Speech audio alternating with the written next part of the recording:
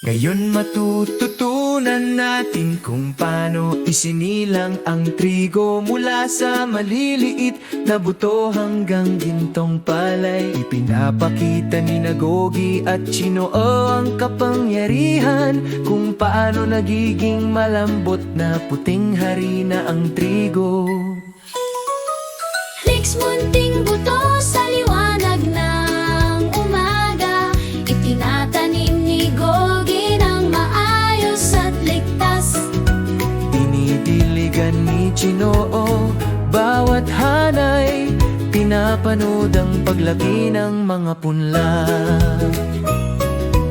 Ang mga usbong na berde ay nagsisimulang tumayo, umaabot sa sikat ng araw sa langit.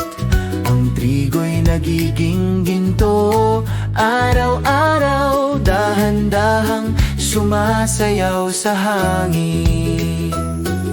Mula buto hanggang usbong, mula berde hanggang ginto, nagsisimula ng bumukas ang kwento ng trigo. Lumalaki ng mataas sa mainit na sikat ng araw. Ang kalikasan ay gumagana ng may banayad na lakas. Panahon ng anihan, kumikinang ang bukid. Maayos na hinihiwa ni Gogi ang trigo. Hawak ni Chinoo ang gintong tangkay. Butil na dati buto na, ngayon nasa kamay. Sa truck na pupunta ang mga bungot tali, dahan-dahang dumadaan sa kalsadang bukid, patungo sa gilingan kung saan ginigiling ang bato. Isang bagong kabanata ay malapit na. Kung hiwain, ipunin, ipadala palayo, nagsisimula na ang panibagong araw ng trigo. Mula bukid hanggang kalsada, dumadaloy ang paglalakbay. Kung saan ito hahantong, alam ng lahat. Sa gilingan umiikot ang mga bato, Nagiging malambot na puting bunto ng butil. bumabagsak ang harina parang niebe.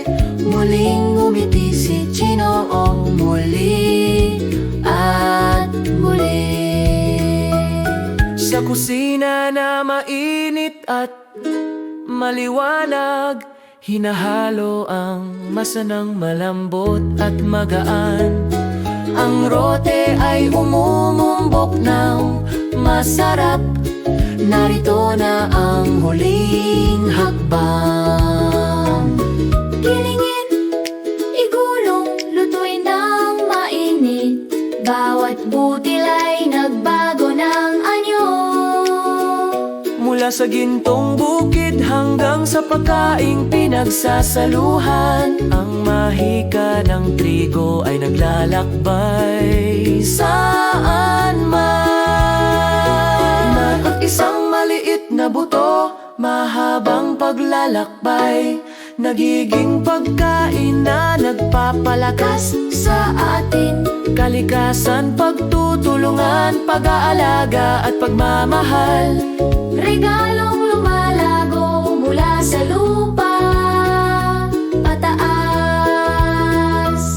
Palakpakan ni Gogi at Chinoo ng may tuwa. Ang pagkatuto ay nagpagaan sa kanilang puso. Mula bukid hanggang harina, mula buto hanggang tinapay, ang paglalakbay ng trigo ay nasa ating isipan.